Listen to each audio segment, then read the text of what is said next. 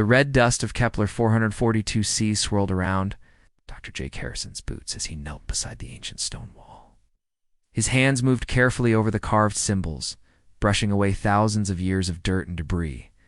The morning sun cast long shadows across the ruins, making the mysterious markings dance in the light. "Amy, come look at this," Jake called to his research partner. Dr. Amy Walsh hurried over, her equipment bag bouncing against her hip. She had been documenting plant samples near the excavation site, but Jake's excited voice made her drop everything. "Did you find now?" Amy asked, wiping sweat from her forehead. They had been working on this dig for 3 weeks, and Jake seemed to discover something new every day. The ruins were unlike anything they had seen before. Jake pointed to a section of the wall where the symbols were clearer. "These markings, they look familiar somehow. See this one here? It reminds me of ancient Sumerian cuneiform. And this curved line looks like Egyptian hieroglyphs." Amy squinted at the carved stone. "But that's impossible, Jake. We're on a planet that's over 400 light years from Earth. How could alien symbols look like our ancient languages?" "I don't know," Jake said, running his fingers along the grooves. "But I've spent 15 years studying dead languages. I'm telling you, there's something here that feels like home." The exploration ship Endeavour had brought them to Kepler 442c. 6 months ago, Captain Lisa Ford commanded the vessel, and she had given Jake's team permission to study the ruins they discovered during the initial survey. What they found was remarkable. The planet had 2 suns, purple skies, and gravity that was slightly lighter than Earth's. But most surprising of all, it had intelligent life. The native people called themselves the Kethmorans. They were tall, slender beings with 4 eyes and skin that changed color based on their emotions. They had built magnificent cities that stretched across the continents, with technology that rivaled humanity's greatest achievements. When the human ship arrived, the Kethmorans had been curious but cautious about these strange visitors from the stars. Jake spent his days studying the ancient ruins while Amy collected biological samples. The ruins were clearly much older than the current Kethmoran civilization. Someone had built these structures thousands of years ago, long before the current inhabitants had developed their advanced society. "Dr. Harrison," came a voice from behind them. Jake turned to see Lieutenant Mike Davis approaching. The young officer had been assigned to their security detail. "Captain Ford wants to see you. Kethmoran delegation has arrived." Jake looked at Amy, who nodded encouragingly. "Go ahead," she said. "I'll keep working here. Maybe I can figure out more about these symbols while you're gone." The walk back to the landing site took 20 minutes. Jake could see the Endeavour. In the distance, its silver hull gleaming in the alien sunlight. Next to it sat a Kethmoran transport vehicle, sleek and silent. The aliens had technology that seemed to work without making any noise at all. Captain Ford was waiting for him near the ship's entrance. She was a stern woman in her 40s, with short gray hair and sharp blue eyes. "Jake, I need you to be part of the first contact team. The Kethmoran Queen wants to meet with us, and your expertise in languages might be useful." "Of course, Captain. When do we leave?" Now Ford replied, "Queen Lyra Vexani has agreed to see us at her palace. This is a big opportunity for both our species. Don't mess it up." The flight to the Kethmoran capital took 2 hours. Jake stared out the window at the alien landscape below. Cities with spiraling towers dotted the countryside, connected by roads that seemed to glow with their own light. Rivers flowed in patterns that looked almost too perfect to be natural. Everything about this world seemed planned and purposeful. The palace rose from the center of the capital city like a crystal mountain. Its walls were made of some translucent material that caught and reflected light in beautiful patterns. Kethmoran guards met them at the entrance, their skin shifting to a formal blue color that Jake had learned meant respect. "The Queen will see you now," one of the guards said through the translation device. The mechanical voice sounded strange, but Jake was grateful they could communicate at all. They were led through corridors filled with artwork and sculptures. The walls were covered with intricate carvings that seemed to tell stories. Jake found himself slowing down to look at them more closely. Something about the artistic style seemed familiar, but he couldn't place it. The throne room was enormous, with a ceiling that stretched up into darkness. Queen Lyra Vexani sat on a throne made of the same crystal material as the palace walls. She was taller than the other Kethmorans Jake had seen, with skin that shifted between gold and silver. Her 4 eyes focused on the human delegation as they approached. "Welcome to our world," Queen Lyra said, her voice translated by the device. "We are curious about your people and your purpose here." Captain Ford stepped forward and began the formal introduction. She spoke about humanity's desire for peaceful contact and mutual understanding. Jake listened politely, but his attention was drawn to the walls of the throne room. They were covered with the same type of symbols he had been studying at the ruins. As the formal speeches continued, Jake found himself studying the carved symbols more intently. The patterns were becoming clearer to him. The curved lines, the angular shapes, the way certain symbols were grouped together. It all reminded him of something he had seen before, but not on this planet. Without thinking, Jake stepped closer to one of the walls. The symbols seemed to call to him like an old friend speaking from across a great distance. He began to read them aloud, using the pronunciation rules he had learned from studying ancient Earth languages. In the time before memory, when the stars were young, the builders came from the far places to plant the seeds of knowledge. The throne room fell completely silent. Every Kethmoran in the chamber turned to stare at Jake with wide eyes. Queen Lyra slowly rose from her throne, her skin shifting to a color Jake had never seen before, a deep purple that seemed to pulse with emotion. "Human," Queen Lyra said, her voice barely above a whisper. "You can speak the language of our ancestors." Jake stood frozen in the middle of the throne room. Every eye was on him, and the silence felt heavy like a thick blanket. Queen Lyra's skin continued to pulse with that strange purple color he had never seen before. Her 4 eyes stared at him, with an intensity that made him want to step backward. "I'm sorry," Jake said quickly, looking around at the shocked faces. "I was just reading the symbols on the wall." Queen Lyra stepped down from her throne, moving slowly like she was in a dream. The other Kethmorans in the room remained perfectly still, watching their queen with obvious concern. Her skin was now shifting between purple and gold, colors that seemed to fight each other across her tall frame. "Captain Ford," Jake whispered. "What's happening? Why is everyone acting so strange?" Captain Ford looked just as confused as Jake felt. She had been through first contact training, but nothing had prepared her for this situation. The translation devices were still working, but the room felt charged with an energy that no machine could interpret. Queen Lyra stopped just a few feet away from Jake. When she spoke, her voice was different somehow, deeper and more formal than before. "Human, what you just spoke is the first language. It is the sacred tongue of our ancestors. The words they used before time began to count itself. No one has spoken these words in over 3,000 years. Jake's mouth fell open. 3,000 years? But that's impossible. I was just reading the symbols using knowledge from Earth languages. Ancient Sumerian, Proto-Egyptian, some Akkadian. Roots.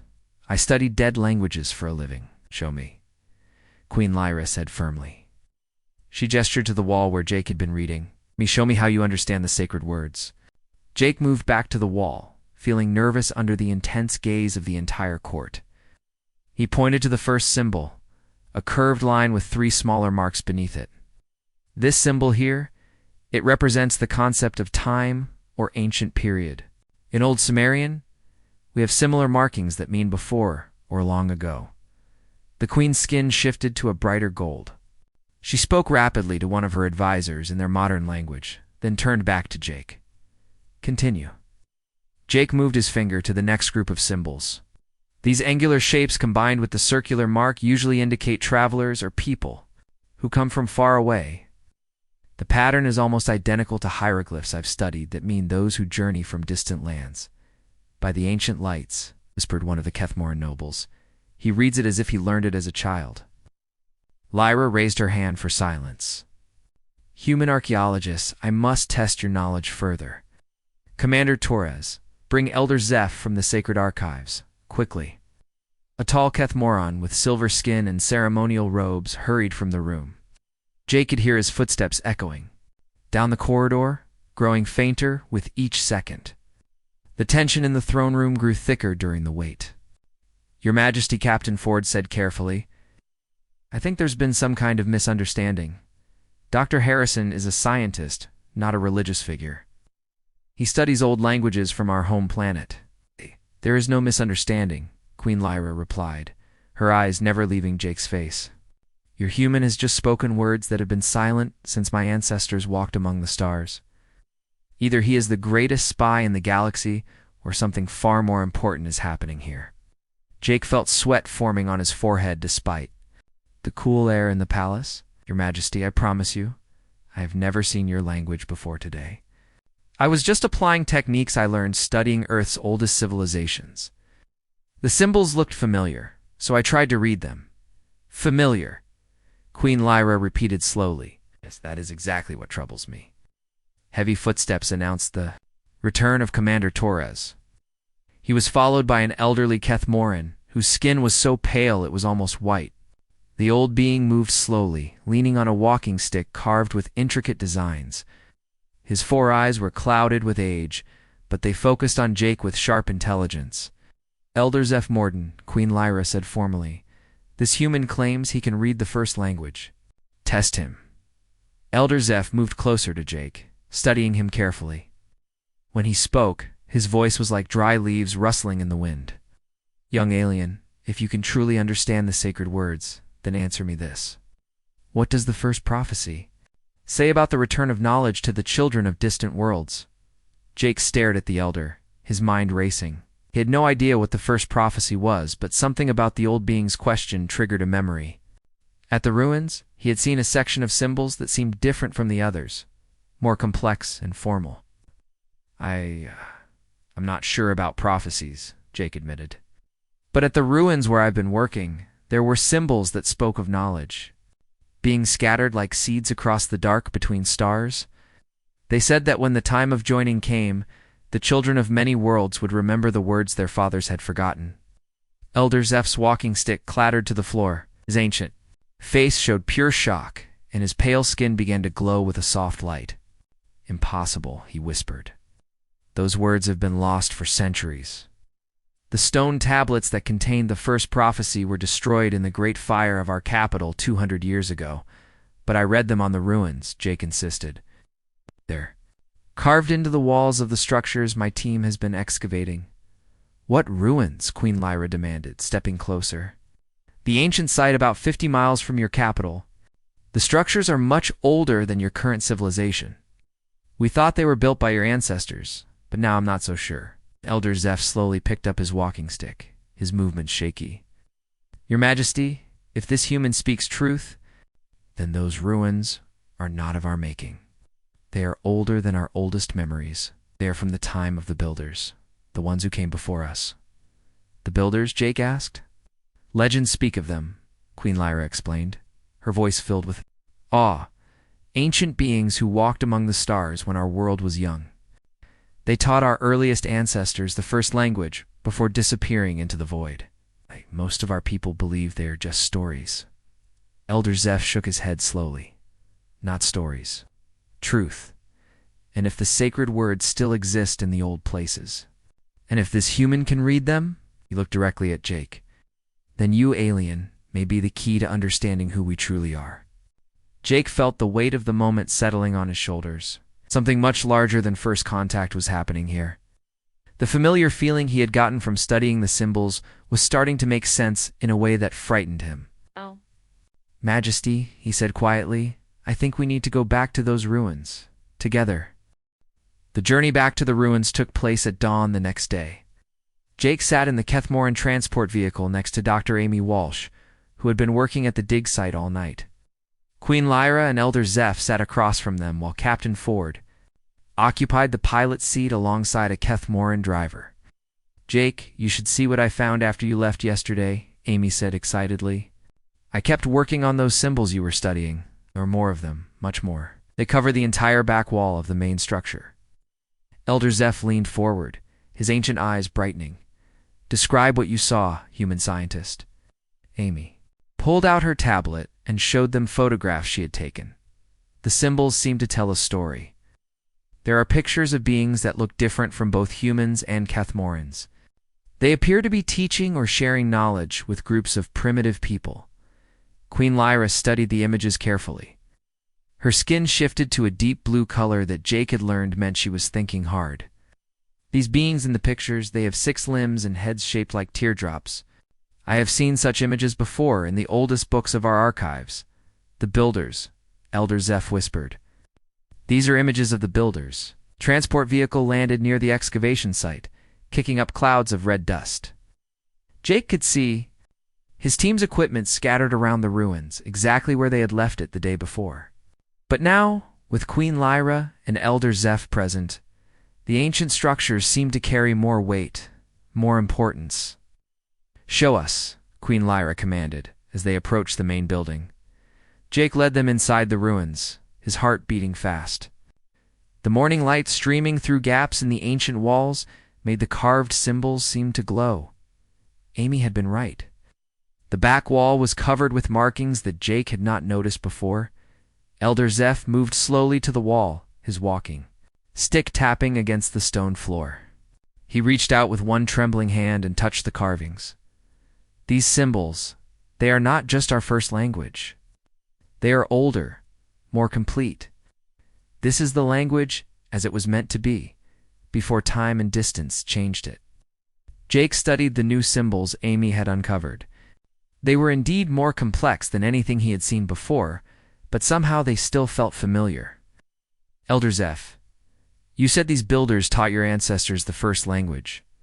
What exactly did they teach, according to the oldest stories?" Elder Zeph replied, "The builders came from the deep places between stars. They found many worlds with young life, including ours. They shared knowledge, language, and wisdom. Then they disappeared, leaving only their words behind." Amy was taking pictures of everything, her camera clicking constantly. "Jake, look at this section here. These symbols show what looks like a map. See these circles? They could represent different worlds or star systems." Jake moved closer to examine the map Amy had found. The symbols were arranged in a pattern that looked like a spiral galaxy, with lines connecting various points. "You're right, Amy. And these connected worlds, they all have similar symbols next to them." "What do the symbols mean?" Queen Lyra asked. Jake traced the markings with his finger, reading them aloud. "Worlds of the scattered children. Places where the gift of the first words was planted. Seeds of knowledge waiting for the time of joining." Elder Zeph's walking stick clattered to the ground again. "The time of joining. That phrase appears in our most ancient texts. It speaks of a future when the children of different worlds would find each other and remember their common beginning." "But how is that possible?" Captain Ford asked.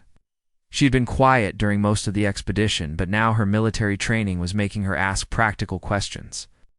How could ancient aliens affect the development of languages on both our worlds? Amy lowered her camera and looked at the group. Maybe they didn't just teach languages. Maybe they planted something deeper, something that would grow and develop as our civilizations advanced. Jake nodded slowly, like linguistic DNA.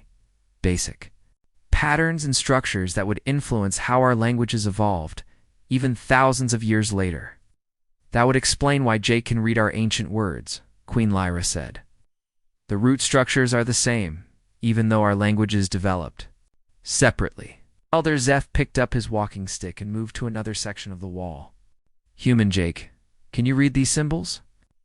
They are different from the others." Jake examined the new section. The symbols were indeed different, more technical looking. They seemed to describe processes or instructions rather than stories or history. These look like directions or procedures, something about activation sequences and energy patterns. "Activation of what?" Amy asked. Jake continued reading, his voice growing more excited as he understood more. "Activation of the network. It's the great joining of the scattered worlds. When the children of distant stars remember their common tongue, the sleeping systems will awaken." "What sleeping systems?" Queen Lyra demanded. "According to this," Jake said, pointing to specific symbols, the builders left behind more than just language. They left technology hidden in the ruins of many worlds. When beings from different builder worlds meet and can communicate in the old tongue, the technology activates. Elder Zeph's eyes widened. "The old stories speak of sleeping guardians in the ancient places. We always thought they were myths." Amy was already pulling out her equipment. Jake, if there's hidden technology here, my scanner should be able to detect it. Give me a few minutes. As Amy worked, Jake continued reading the symbols on the walls. Each section revealed more information about the builders and their purpose. They had not been conquerors or colonizers. They had been teachers and preparers, getting different worlds ready for something important. Here, Jake said, pointing to a section near the floor. This talks about a great danger that travels through space. The builders faced it before, but they knew it would return. They prepared the worlds they visited to work together when the time came. What kind of danger? Captain Ford asked. Jake struggled with the complex symbols, something that devours light and energy, darkness that moves between stars, destroying civilizations that cannot defend themselves. The builders called it the hunger. Amy's scanner began beeping rapidly. Jake, I'm getting massive energy readings from beneath the floor. There's definitely something down there. Queen Lyra's skin shifted to a bright gold color. Elder Zeph. The prophecies speak of the hunger, do they not? The darkness that will test all life. Elder Zeph nodded grimly. And the prophecies say that only the joined children of many worlds can stand against it. We thought it was just a story meant to teach unity. But it wasn't just a story, Jake said quietly. Maybe it was a warning. Amy's scanner continued beeping as she moved it around the room. The energy source is getting stronger. Whatever is down there is responding to our presence. Suddenly, the symbols on the walls began to glow with a soft light. The ancient carvings pulsed with energy, and Jake could feel vibrations through the stone floor. I think something is waking up, he said. Queen Lyra stepped closer to Jake. Human archaeologist, I believe you have found something that will change both our worlds forever. The question is, are we ready for what the builders left behind? The glowing symbols on the ancient walls cast strange shadows as Jake and his team worked to understand what they had discovered. The energy readings from Amy's scanner kept growing stronger, and the vibrations in the floor were becoming more noticeable. But their work was interrupted when Commander Ben Torres arrived with a group of Kethmoran soldiers. Your Majesty, Commander Torres said, his skin showing the dark red color of anger, you must return to the palace immediately. The High Council is demanding an emergency meeting. Queen Lyra looked up from the wall where she had been studying. Symbols with Elder Zeph. What is so urgent that it cannot wait? We are on the edge of the greatest discovery in our history. That is exactly the problem, Commander Torres replied.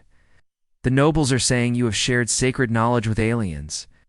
They believe you are betraying our ancestors by allowing outsiders to read the first language. Jake could see the tension. Building in the room, Kethmoran soldiers behind Commander Torres had their weapons ready, and their skin colors showed they were prepared for trouble. Captain Ford moved closer to Jake and Amy, her hand resting on her sidearm. The knowledge belongs to everyone, Queen Lyra said firmly. If these humans can help us understand our past, then we must work with them. The High Council does not agree, Commander Torres said. Lord Voxtel has called for your removal from the throne. He says you have lost your way and forgotten your duty to protect our sacred traditions. Elder Zeph stepped forward, his ancient voice carrying authority. Commander Torres, I have served this kingdom for over 200 years. I have studied the old ways longer than anyone alive. These humans are not our enemies. They are part of something the builders planned long ago. The builders are myths, Commander Torres snapped. Stories told to children. We are letting fairy tales guide our decisions while aliens steal our most precious secrets. Jake tried to speak, but Commander Torres cut him off. You human have caused enough trouble. The sacred language should never be spoken by alien tongues. Your very presence here is an insult to everything we hold dear. The situation was getting dangerous. Jake could see that Commander Torres and his soldiers were ready to use force if necessary. But before anyone could act, Amy's scanner began beeping even more rapidly. Something's happening, Amy called out. The energy readings are off the charts. Whatever's down there is fully active now. The floor beneath their feet began to glow with the same light as the wall symbols. Lines of energy spread outward from the center of the room, creating a pattern that matched the star map they had found. Earlier, the ancient technology was awakening after thousands of years of sleep. That's what I was afraid of, Commander Torres said, raising his weapon. The aliens have activated some kind of alien device. They could be calling their invasion fleet. That's not what's happening, Jake said desperately. The technology is responding to our presence together, humans and Kethmarans working as a team. That's what triggers it. Lies, Commander Torres snarled. Your spies sent to weaken us from within. Captain Ford stepped forward, her own weapon drawn. Commander, I suggest you lower your weapon. We're all trying to understand what's happening here. The standoff was broken when Jake's communication device crackled to life. It was a message from the Endeavor, and the voice belonged to Admiral Grant from Earth Command. Dr. Harrison, this is Admiral Grant. You are ordered to cease all cooperation. With the alien species immediately, return to your ship with all research data. Earth's command has decided that this technology is too dangerous to share with non-human entities. Jake stared at the communication device in shock. Admiral, you don't understand what we've discovered here. This technology could benefit both our species. That's exactly why we're concerned, Admiral Grant replied. Intelligence reports suggest the aliens may be using you to gain access to advanced technology. You are compromised, Doctor. Return to your ship now. Queen Lyra's skin shifted to a deep purple. The color Jake had learned meant betrayal and hurt. So this is how humans repay trust. You pretend to be friends while your leaders plan to steal our knowledge. That's not true, Jake protested. I had no idea Earth Command was planning this. Commander Torres laughed bitterly. See, Your Majesty? Told you these aliens could not be trusted. They play friendly, while their war leaders make plans behind our backs. The energy patterns on the floor were growing brighter, and Jake could hear a low humming sound coming from beneath the stone. The ancient systems were trying to complete their activation sequence, but the growing conflict was making everything more difficult. Jake, Amy whispered urgently, my readings show that the energy buildup is becoming unstable. If we don't do something soon, this whole site could explode. Elder Zeph moved to the center of the room, directly over the brightest point of energy. Children, stop your fighting. Can you not see what is happening? The ancient systems are responding to conflict. With instability, the builders designed this technology to work only when species cooperate, not when they fight. But his words were lost in the growing argument. Commander Torres was demanding that Queen Lyra arrest all the humans immediately. Captain Ford was calling for backup from the Endeavor. Admiral Grant's voice kept coming through the communication device, ordering Jake to abandon his research. This is exactly what the builders warned about, Jake shouted over the noise. The symbols on the wall talk about the failure of cooperation. When the children of different worlds fight instead of working together, the darkness wins. What darkness? Commander Torres demanded. Jake pointed to the section of wall where he had read about the hunger. It's the cosmic threat that's coming. The builders left this technology to help us defend against it, but it only works when we trust each other. Amy's scanner was now beeping constantly. Jake, the energy is reaching critical levels. We need to get out of here. But as they turned to leave, the entrance to the ruins was blocked by more Kethmaran soldiers. At the same time, human shuttles could be seen landing outside, bringing troops from the Endeavor. Great, Captain Ford muttered. Now we have two armies facing off over ancient alien technology that might explode at any moment. Queen Lyra looked around at the chaos surrounding them, her people on one side, the humans on the other, and ancient technology in the middle that was growing more unstable by the minute.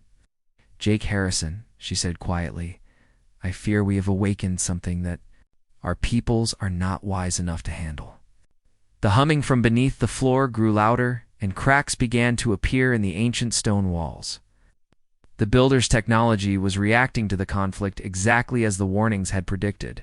If they couldn't find a way to work together soon, the knowledge of ages would be lost forever, and somewhere in the darkness between stars, the hunger continued its slow journey toward both their worlds. The ancient ruins shook as more cracks spread across the walls. Jake could feel the stone floor vibrating beneath his feet, while the energy patterns grew brighter and more chaotic. Outside, he could hear the sounds of human and Kethmoran forces, taking positions around the site. Amy, how much time do we have before this place comes apart?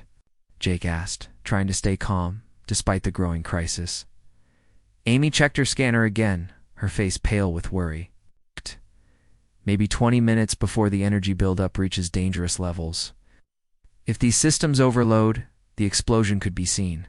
From space, Elder Zeph was still standing in the center of the room, his ancient hands pressed against the glowing floor. The technology is fighting itself, he said sadly. It was designed to unite, but our conflicts are tearing it apart. Queen Lyra moved toward the entrance, where her soldiers were arguing with Captain Ford's security team. This madness must stop, she declared. Commander Torres, order your men to stand down. I cannot do that, Your Majesty, Commander Torres replied. The High Council has voted. You are no longer fit to rule. Lord Voxtel is already preparing to take the throne. Jake felt his heart sink. Everything they had discovered, all the potential for cooperation between their species, was falling apart because of fear and distrust. But as he looked at the symbols on the walls, he remembered something important from his translations. Wait, Jake called out. Everyone stop and listen. I found something else in the writings. He moved to a section of the wall where the symbols were particularly dense. The markings glowed brighter as he approached, responding to his presence. These symbols here, they're not just about the hunger. They're about what happens when cooperation fails. What did they say? Queen Lyra asked. Jake read carefully, his voice carrying clearly through the chamber. When the children of distant worlds allow fear to divide them, the darkness grows stronger. The hunger feeds on conflict and isolation. Only through unity can the scattered seeds become a mighty tree. Commander Torres laughed harshly. More alien propaganda. You expect us to believe that fairy tales can save us? Look around you, Jake said, gesturing to the unstable energy patterns. This isn't a fairy tale. This is advanced technology that's reacting to exactly what the builders predicted would happen. Amy's scanner started beeping even faster. Jake, I'm reading massive energy spikes. Something else is happening. Suddenly, the air in the center of the room began to shimmer. A three-dimensional image appeared, projected by the ancient technology. It showed a map of the galaxy with moving points of darkness spreading between the stars. The hunger, Elder Zeph whispered. The projection is showing us the cosmic threat. The image zoomed in to show their section of space. A wave of dark energy was moving toward both Earth and Kepler 440c, consuming everything in its path. According to the projection, it would reach their worlds in less than 2 years. That's impossible, Captain Ford said, staring at the display.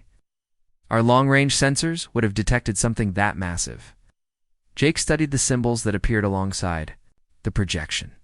According to this, the hunger exists in a dimension that normal sensors can't detect.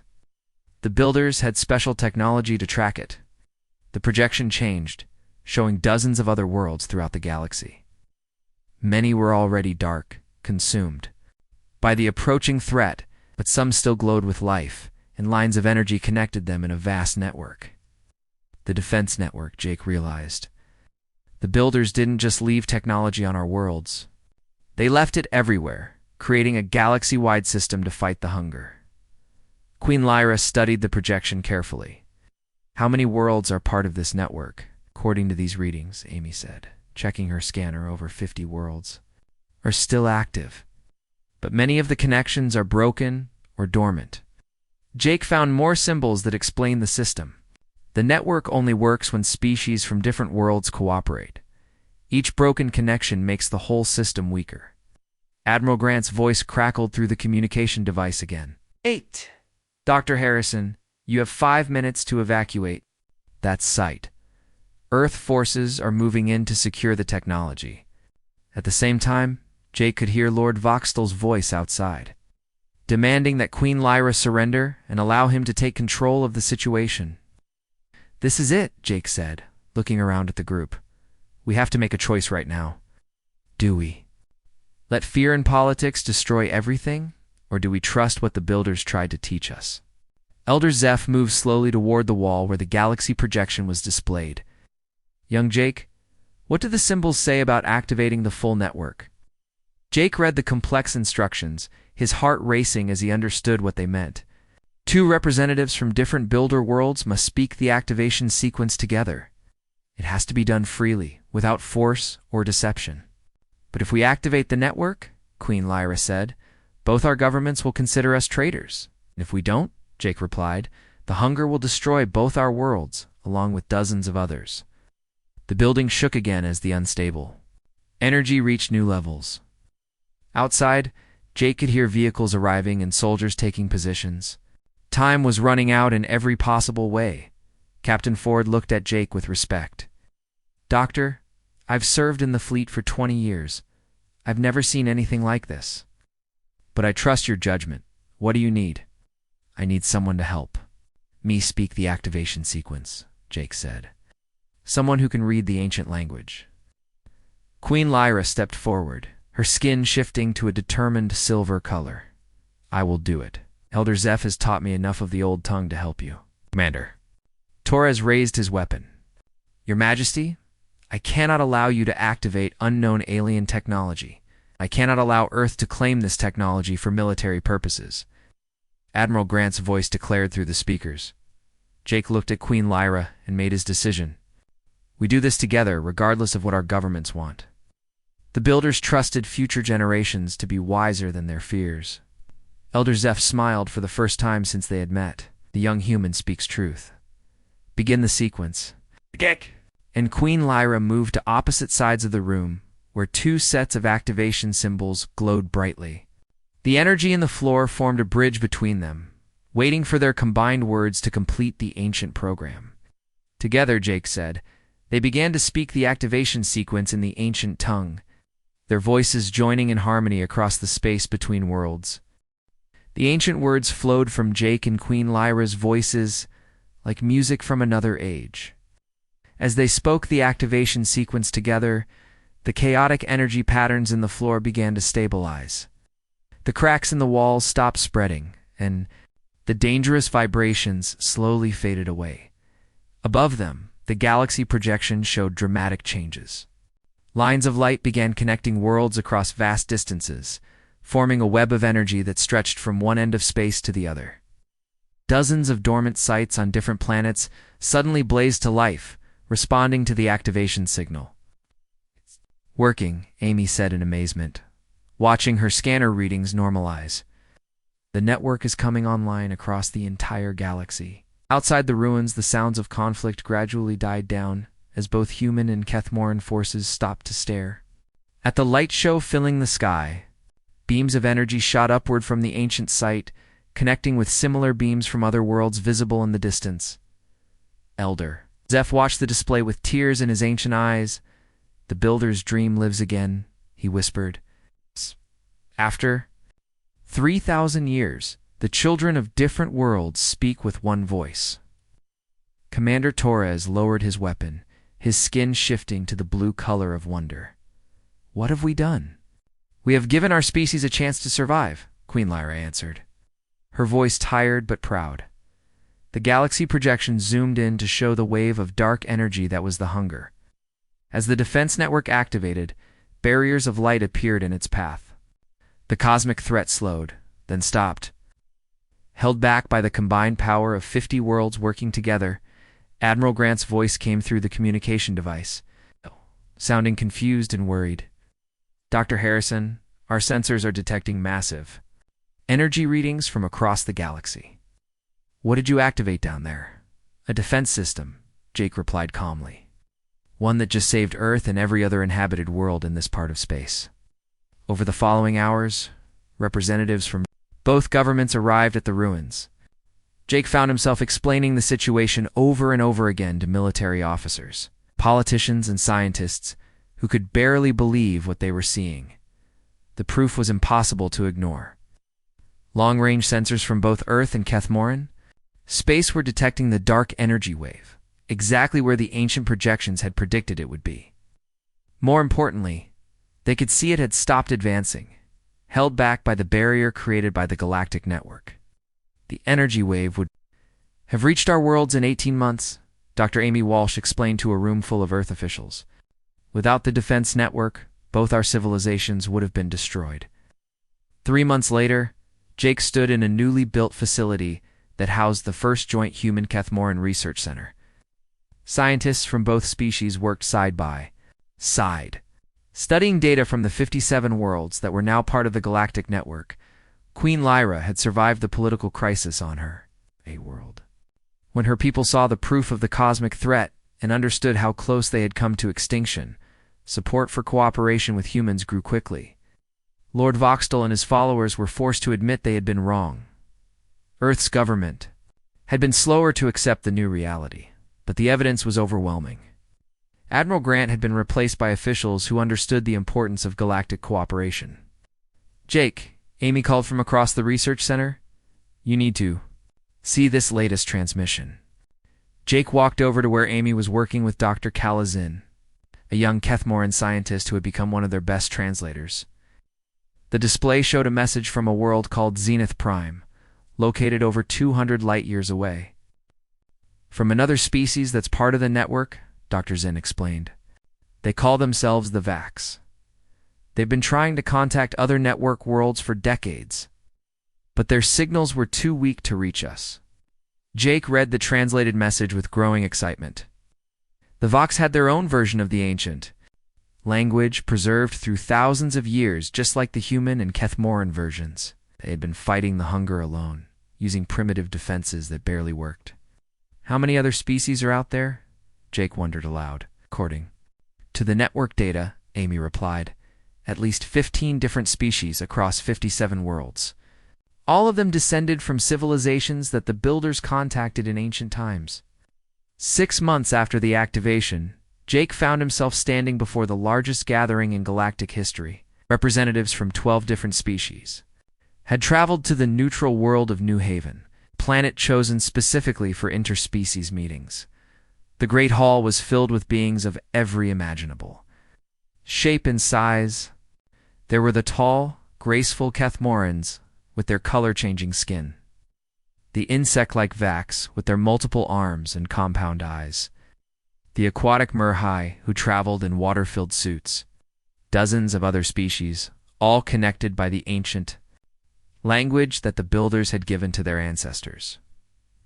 Jake stepped up to the speaker's platform, feeling the weight of history on his shoulders. Elder Zeph sat in the front row, now serving as the first alien professor at a human university. Queen Lyra was there too, representing the new Galactic Cooperation Council. "Fellow children of the Builders," Jake began, speaking in the ancient tongue that all species could understand. "We gather here not as humans, Kethmorans, Vax, or any other single people, but as guardians of life itself." The translation devices carried his words to every being in the hall, but many didn't need them. The ancient language was becoming a bridge between species, just as the Builders had intended. "The hunger has been stopped, but it is not destroyed," Jake continued. "Our ancestors prepared us for this moment, when we would need to stand together against the darkness. Today, we begin building something new, not just a defense network, but a community of worlds united by our shared heritage." As Jake spoke, he thought about the long journey that had brought them all together. It had started with simple archaeological curiosity, but it had become something much greater. Humanity's gift for preserving ancient languages had proven to be exactly what the galaxy needed. The Galactic Linguistic Council was born that day, with representatives from every species in the network. Jake was chosen as the first director, responsible for coordinating the translation and preservation of the Builders' knowledge. Years later, when new species were discovered and welcomed into the network, Jake would tell them the same story. How a human archaeologist's curiosity about old symbols had unlocked the key to galactic survival. How language, rather than weapons or technology, had become humanity's greatest contribution to the stars. The Builders' legacy lived on, not in the technology they had left behind, but in the cooperation they had made possible between the children of distant worlds.